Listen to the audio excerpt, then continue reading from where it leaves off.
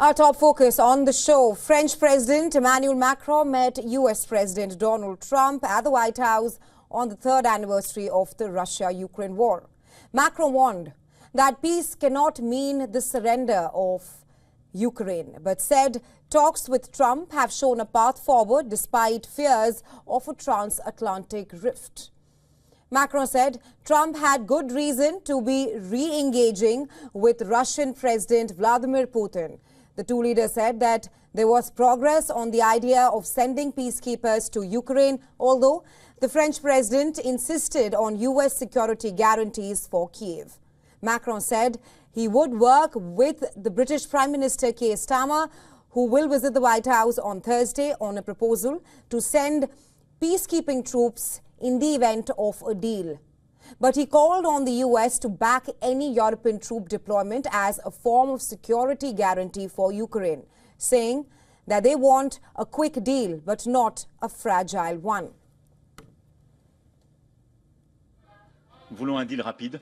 We want a quick deal but not a fragile one. And the fact that the Europeans are ready to commit to providing their response to these security guarantees, and that the American message is now clear that the United States of America, as an ally, is ready to provide support and solidarity to this approach, is a turning point for me.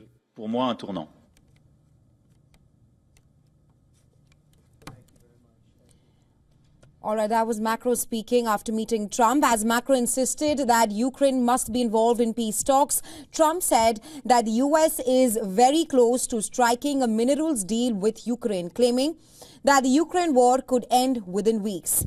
Trump added that Ukrainian President Volodymyr Zelensky may visit the White House this week or next. After the meeting, in an interview with Fox News, the French president said that a truce between Moscow and Kyiv could be done in the weeks to come. He said that the US cannot have trade wars with China and Europe at the same time.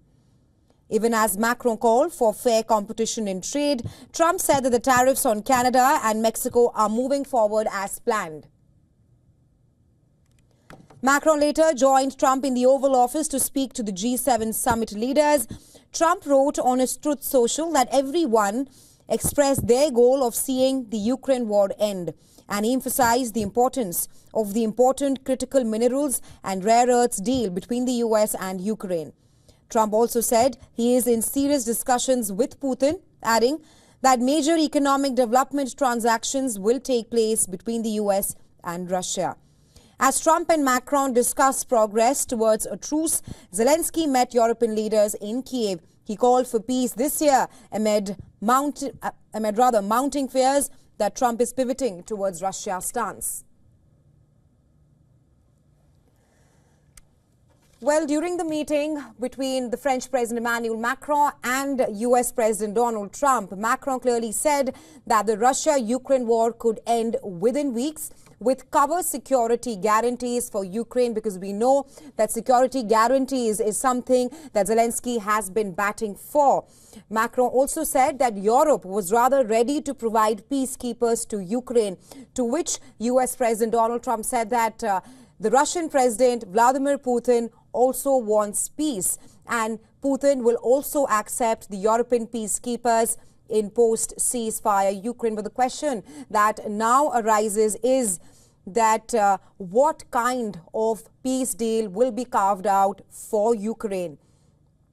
Because as of now, there is no consensus of Ukraine joining NATO. So how perhaps can it be ensured that the ceasefire between Russia and Ukraine will be substantial and not fragile? Something which the French President Emmanuel Macron also asserted during his meet with the US President at the Oval Office. Well, to talk more on this, we are now being joined by Joachim Bitterlich, former German ambassador to NATO and a former European diplomatic and security advisor to German Chancellor Helmut Kohl. And he's joining us live from Normandy. Hello. Welcome to WION. Morning. Right. First up, my question to you is that Macron has, during his meet with Trump, has said that the Russia-Ukraine war could end within weeks with, of course, cover security guarantees for Ukraine. And Trump has also said that Putin will accept the European peacekeepers in post-ceasefire Ukraine. What are you gauging? How optimistic are you regarding a peace deal between Russia and Ukraine? Well, first, I was astonished yesterday evening listening to these news from Washington from the talks between Trump and Macron. Surprise, yes. Second, the question is, what does it mean, peace? I think they are speaking about a ceasefire as a first step, and then in the light of a ceasefire to talk about the possibility of European forces inside Ukraine. But I'm, for the moment, I remain skeptical. Because any peace agreement needs not a capitulation of the Ukrainian side. Any peace agreement needs a fair treatment of both sides. My hope had been that Trump would try to reach from the Russian side the withdrawal of Russian troops from the territory of Ukraine, from the recognized territory of Ukraine, perhaps the price neutrality, perhaps price international guarantees, not becoming a member of NATO nor of EU. I thought this could be potentially a certain price, but up till now I don't see this. I'm astonished at the same time to listen that Putin favors US investment in rare minerals, earths in Ukraine. Who will protect American companies being there? Americans themselves or Russian forces? Who will be the protectors? I've doubts about really the seriousness till now of these plans. On the other hand, it's clear we need a ceasefire. We need an end of these terrible fights now lasting for the last 3 years. We have to stop the Russian side, yes, but it's clear the Ukraine can only come to peace once the territory is really settled and once the territory is really assured by an international agreement, then this country can live in peace, not otherwise.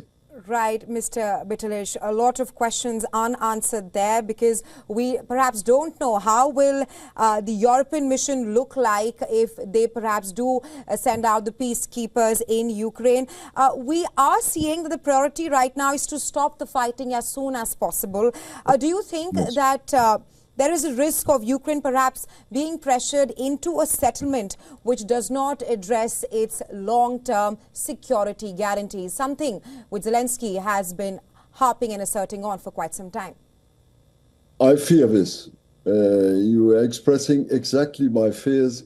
I see Ukraine now under extreme pressure from the US, on the other hand from the Russian side by the air attacks.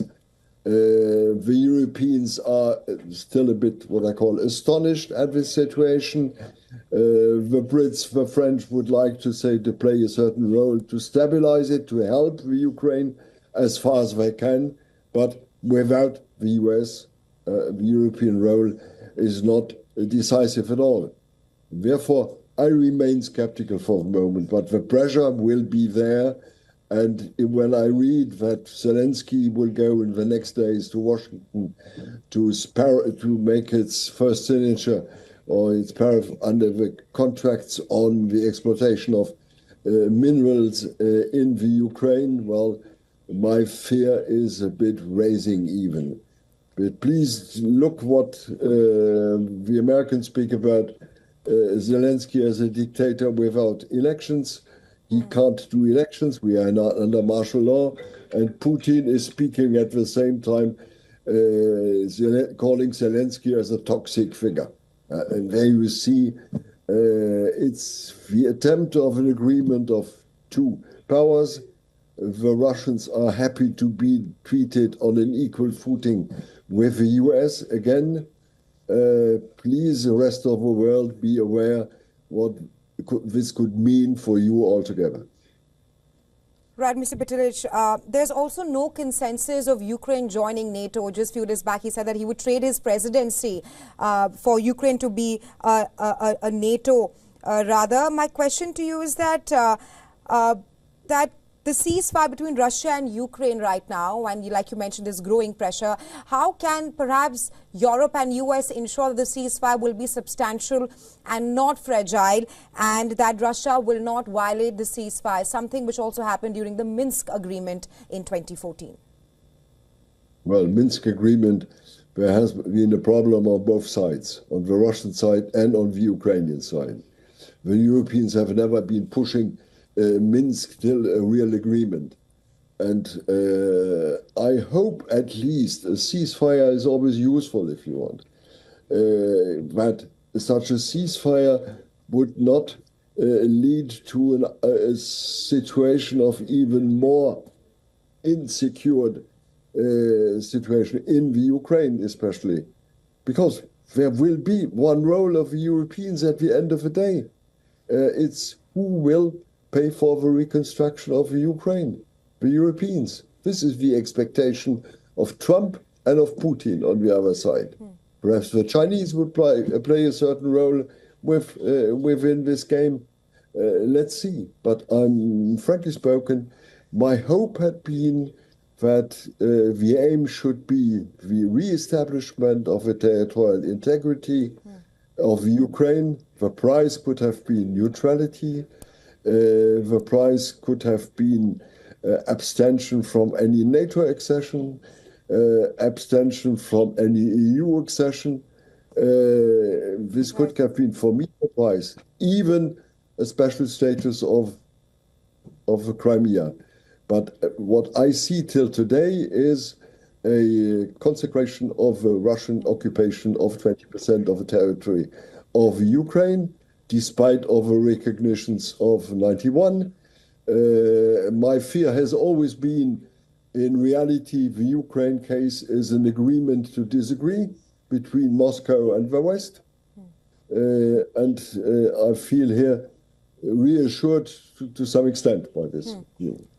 Right, Mr. Bitterlich, thank you so much for joining us on WION and sharing your insights with us. Pleasure as always. Thank you.